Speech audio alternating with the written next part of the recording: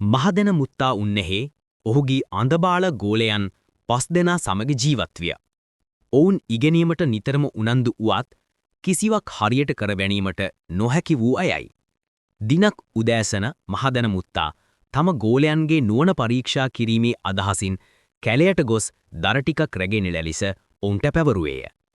තමයි දක්ෂතමයා කියා පෙන්වීමට එකිනෙකා උත්සාහ කරමින් ඔවුන් පිටත් වූ නමුත් අවසානයේ සියල්ල අවුල් කරගත්හ.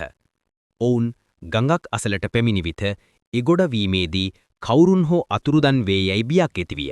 එබැවින් ඔවුන් එකිනෙකා ගණන් කිරීමට තීරණය කළහ. එහෙත් තමන්ව ගණන් කිරීමට ඔවුන්ට අමතක විය.